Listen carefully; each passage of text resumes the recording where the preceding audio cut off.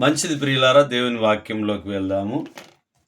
ఈ రాత్రి కాలమందు దేవుని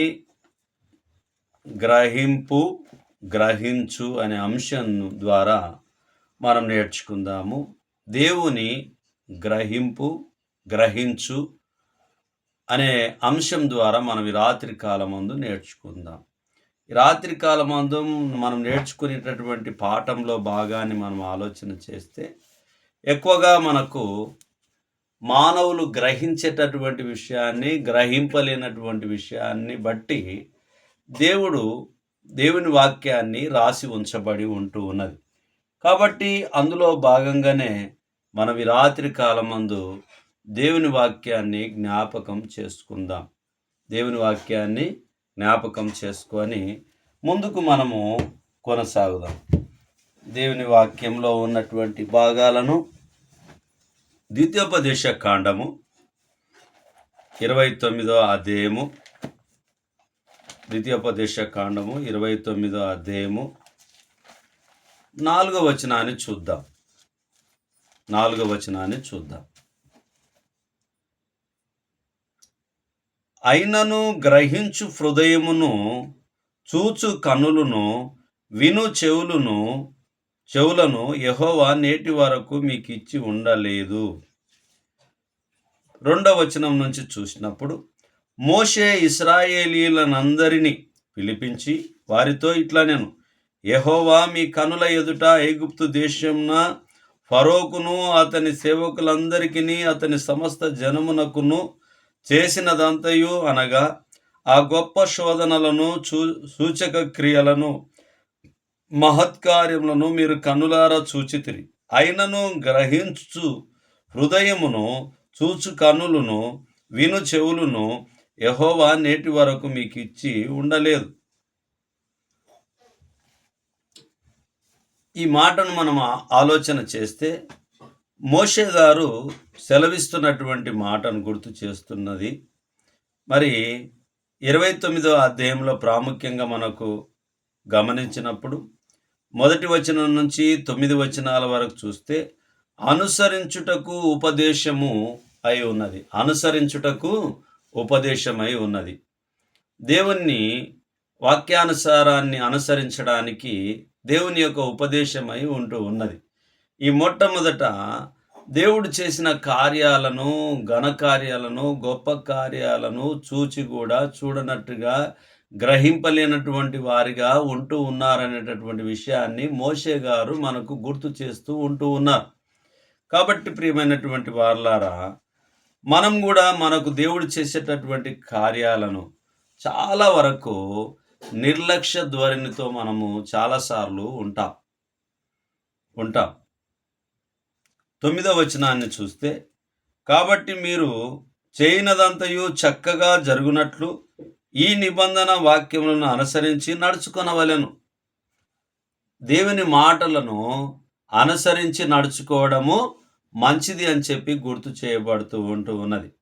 కాబట్టి ప్రియమైనటువంటి వారలారా, మరి దేవుడు చేసినటువంటి కార్యాలను మరి గుర్తు పెట్టుకునేటటువంటి వారిగా, గ్రహించేటటువంటి వారిగా మనం ఉండాలని చెప్పి దేవుని వాక్యం మనకు ఈ రాత్రి కాలమందు జ్ఞాపకం చేస్తూ ఉన్నది. అలాగున్నే నెహెమ్యా గ్రంథము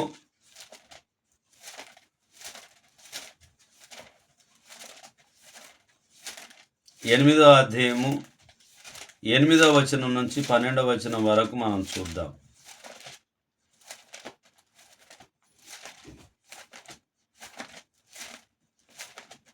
8వ అధ్యాయము 8 నుంచి మనం చూద్దాం ప్రియులారా.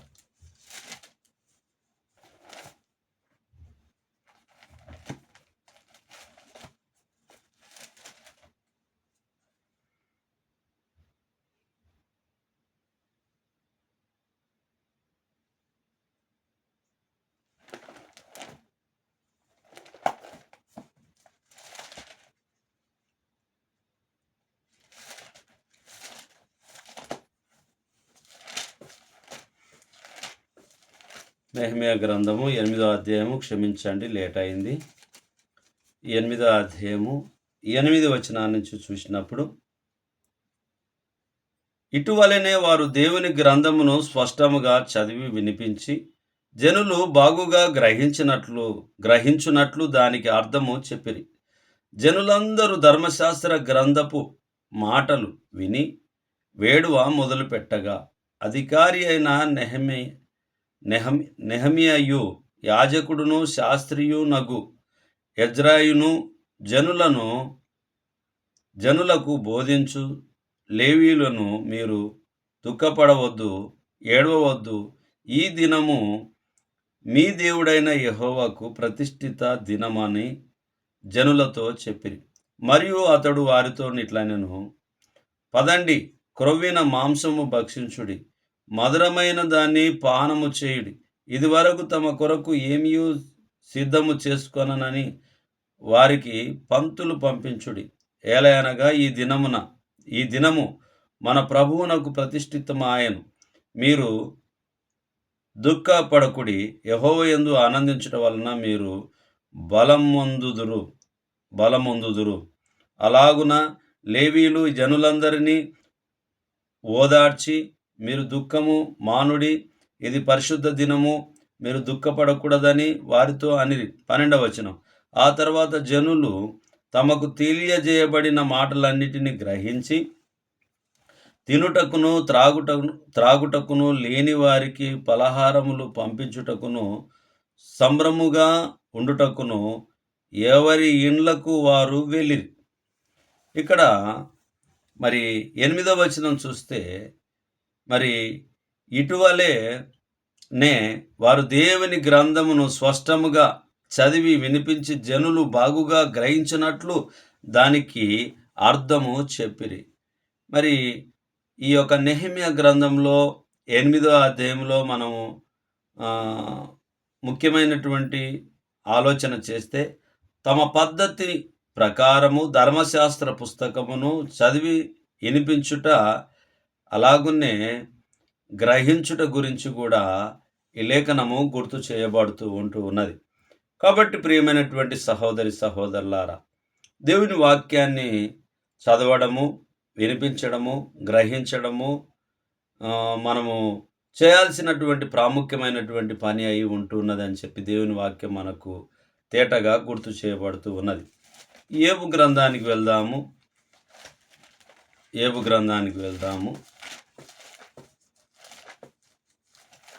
23వ అధ్యాయము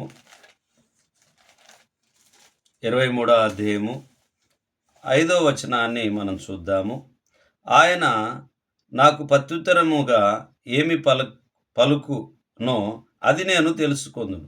ఆయన నాతో పలుకు మాటలను గ్రహించుకొందును. 1వ వచనం నుంచి చూద్దాం. అప్పుడు ఏబు ఇలాగున ప్రత్యుత్తరం ఇచ్చెను, నేటి వరకు నేను మొరలిడుచు తిరుగుబాటు చేయుచున్నాను. నా వ్యాధి నా మూలుగు కంటే భారంగానున్నది. ఆయనను నివాస స్థానము నొద్ద నేను చేరునట్లుగా ఆయనను ఎక్కడ కనుగొందునో అది నాకు తెలియబడునుగాక. ఆయన సన్నిధిని నేను నా వ్యాజ్యమును విషదపరచెదను, వాదములతో నా నోరు నింపుకొనెదను. ఆయన నాకు ప్రత్యుత్తరముగా ఏమి పలుకునో అది నేను తెలుసుకొందును. ఆయన నాతో పలుకు మాటలను గ్రహించుకొందును. దేవుడు మాట్లాడేటటువంటి మాటలను నేను గ్రహించుకుంటాను అని చెప్పి తీర్మానించుకున్నట్టుగా మరి ఏబు గ్రంథంలో మనకు తెలియపరచబడుతూ ఉన్నది. మరి ముఖ్యమైనటువంటి విషయాన్ని చూస్తే, దేవుని ముందు నిలబడుటకు ఏబు ఆశపడ్డటువంటి విషయాన్ని మనం చూస్తాం. 1వ వచనం నుంచి 5వ వచనం వరకు చూస్తే, దేవుని ఎదుట నిలబడడానికి ఆశపడ్డట్టుగా, దేవుని చూడాలనేటటువంటి ఆశ కలిగినట్టుగా, దేవుని మాటల్ని గ్రహించాలనేటటువంటి తలంపు కలిగినట్టుగా ఏబు గారు ఆలోచన చేస్తూ ఉన్నారు. అలాగునే 26వ అధ్యాయము 14వ వచనాన్ని చూద్దాం. ఏబు గ్రంథము 26:14. ఇవి ఆయన కార్యములలో స్వల్పములు, ఆయనను గురించి మనకు వినబడుచున్నది మిక్కిలి మెల్లనైన గుసగుస శబ్దము పాటిదే గదా. గర్జనులు చేయు ఆయన మహాబలము ఎత్తైనది, గ్రహింపగలవాడెవడు? గ్రహింపగలవాడు ఎవడు? నిజమే ప్రియులారా, దేవుని యొక్క ఎత్తైనటువంటి గ్రహింపును మనం గ్రహించము. ఎంతవరకు మన సొంత ఆలోచనల మీద, సొంత బలం మీద, సొంత ఉద్దేశం మీద, మన చుట్టూ ఉన్నటువంటి పరిస్థితుల మీద మనం ఆలోచన చేయగలుగుతాము. నేను చదువుకున్నాను అనుకుంటే నా చదువు మీద, నాకు పలానా జాబ్ వస్తుంది అనేటటువంటి ఉద్దేశం మీద నా ప్రయత్నాన్ని కొనసాగిస్తూ ఉంటాను. చేతి పని అయితే చేతి పని, వ్యవసాయం అయితే వ్యవసాయము, అలాగనే బిజినెస్ పరమైతే బిజినెస్ పరము, ఉద్యోగపరమైతే ఉద్యోగపరము, ఇలా వ్యక్తిగతంగా మనం ఆలోచన చేస్తూ ముందుకు వెళ్తాము.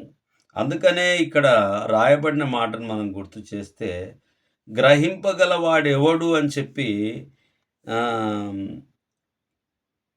మిక్కిలి మెల్లనైన గుసగుస శబ్దము పాటిదే గదా, గర్జనులు చేయు ఆయన మహాబలం ఎత్తైనది, గ్రహింపగలవాడెవడు? ఆయన మహాబలము ఎత్తైనదిగా ఉంటున్నది.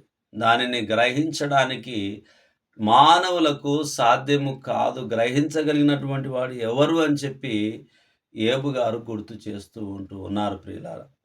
కాబట్టి మన జీవితంలో యోబుకు జీవితాన్ని మనం ఆలోచన చేస్తే చాలా కష్టాలను ఎదుర్కొన్నాడు. బిలాదు యొక్క ప్రేమలేని తనమును యోబు గద్దించెను. దేవుని శక్తి అమితమైనది మరియు హద్దులేనిదిగా ఉంటూ ఉన్నదని చెప్పి యోబు గారు గ్రహించారు.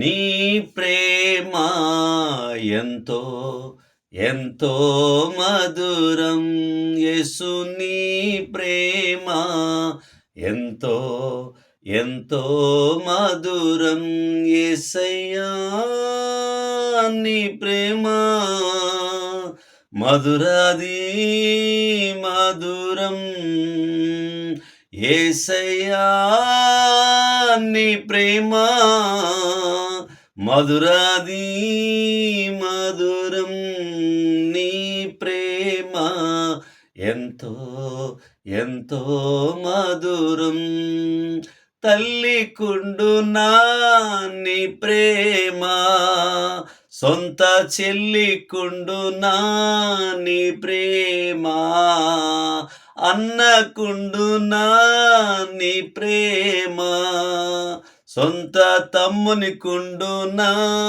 నీ ప్రేమ, నీ ప్రేమ ఎంతో ఎంతో మధురం, యేసు నీ ప్రేమ ఎంతో ఎంతో మధురం, మారిపోనిది నీ ప్రేమ.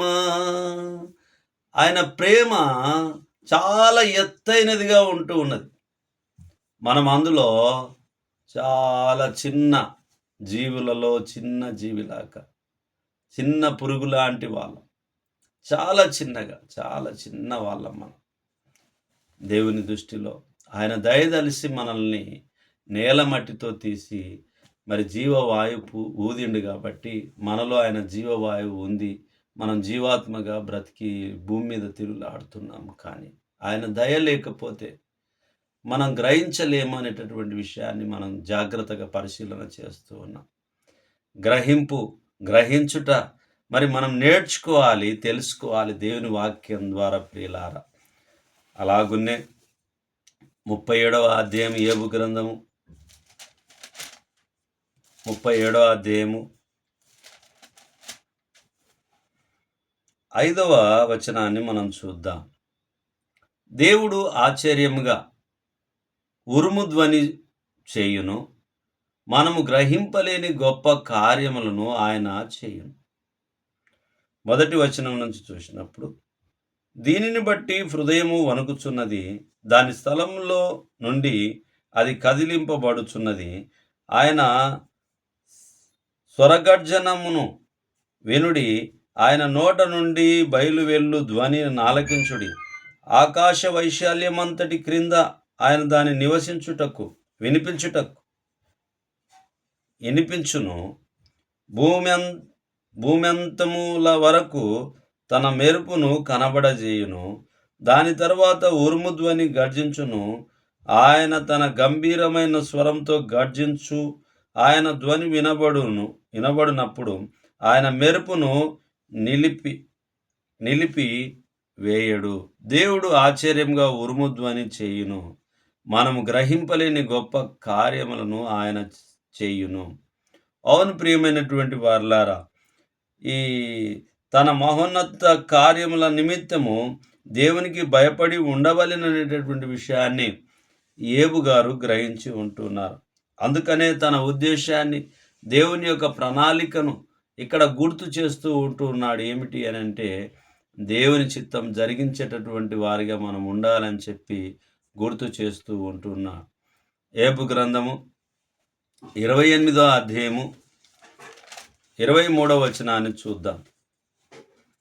28, 23. దేవుడే దాని మార్గమును గ్రహించును, దాని స్థలము ఆయనకే తెలియను. దేవుడే దాని మార్గమును గ్రహించును, దాని స్థలము ఆయనకే తెలియను. అవును ప్రియమైనటువంటి వారలారా, దేవుని కన్నా ఎక్కువ తెలిసినటువంటి వారము ఈ భూమి మీద ఎవ్వరం కూడా లేము. ఒకవేళ తెలుసని అనుకునేటటువంటి అభద్ర భావంలో ఎవరమైతే ఉంటే మనల్ని మనం మోసపుచ్చుకున్నటువంటి వారిగా ఉంటాం.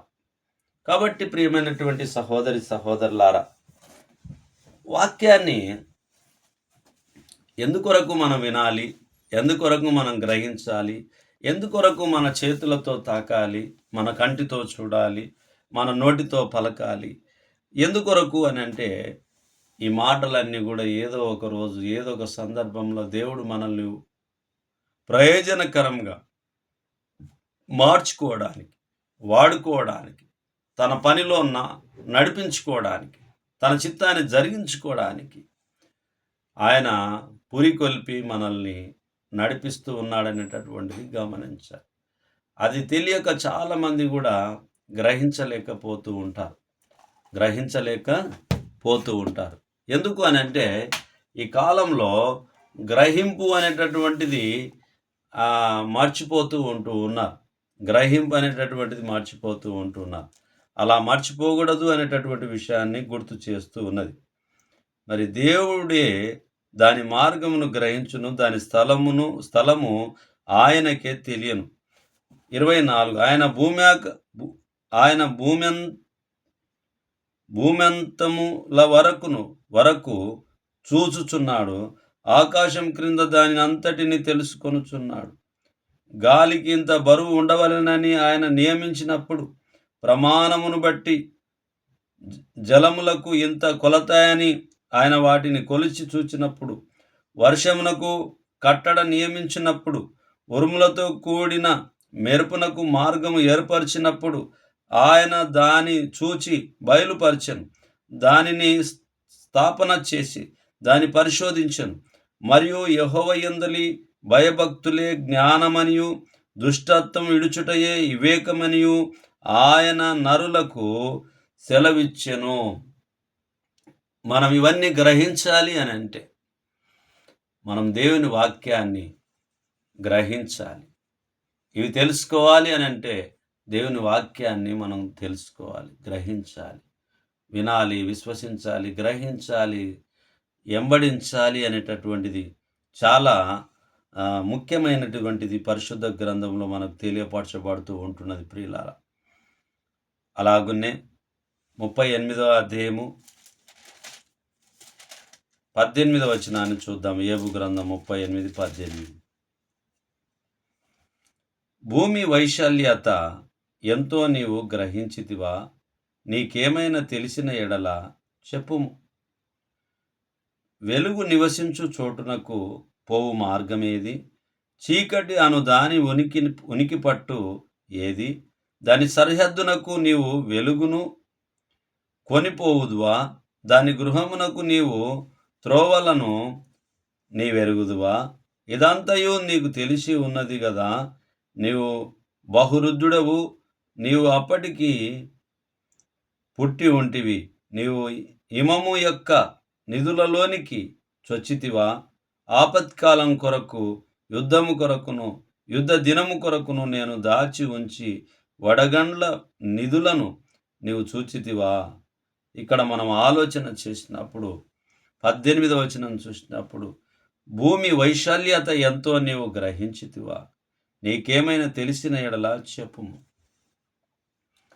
నిజమే ప్రియులారా, మరి ఎంతో కాలం పట్టిన తర్వాత భూమి గుండ్రంగా ఉంది అనేటటువంటిది శాస్త్రవేత్తలు కనుగొన్నారు.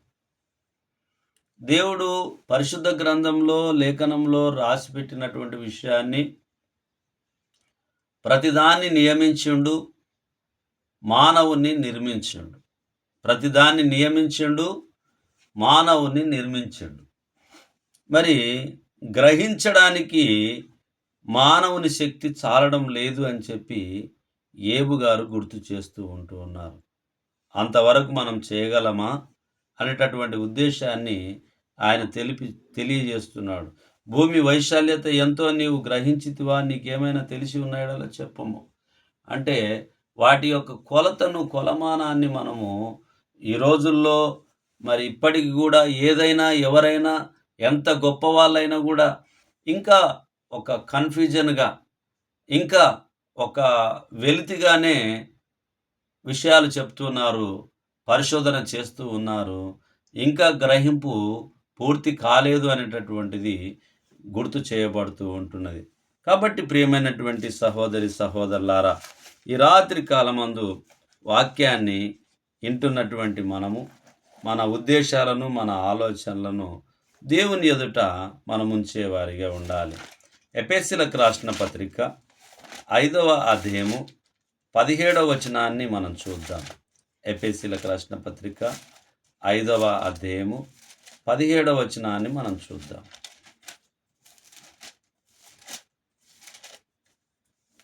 5:17 15 నుంచి చదువుకుందాం. దినములు చెడ్డవి గనక మీరు సమయమును పోనీయక సద్వినియోగము చేసుకొనొచ్చు. అజ్ఞానుల వలె కాక జ్ఞానుల వలె నడుచుకొనున్నట్లు జాగ్రత్తగా చూచుకొనుడి. ఇందు నిమిత్తము మీరు అవివేకులు కాక ప్రభు యొక్క చిత్తమేమిటో గ్రహించుకొనుడి. మరియు మద్యముతో మత్తులై ఉండకుడి, దానిలో దుర్వ్యాపారము కలదు. అయితే ఆత్మపూర్ణులై ఉండుడి. 17వ వచనం చూస్తే, ఇందు నిమిత్తం మీరు అవివేకులు కాక ప్రభు యొక్క చిత్తమేమిటో గ్రహించుకొనుడి. ప్రభు యొక్క చిత్తమేమిటో గ్రహించుకునేటటువంటి వారిగా ఉండాలి. మత్తులై ఉండొద్దు అని చెప్పి, మెలకువ కలిగి ఉండమని చెప్పి గుర్తు చేయబడుతూ ఉంటున్నది. దినములు చెడ్డవి గనక సమయమును పోనీయక జాగ్రత్తగా ఉండమని చెప్పి గుర్తు చేయబడుతున్నది.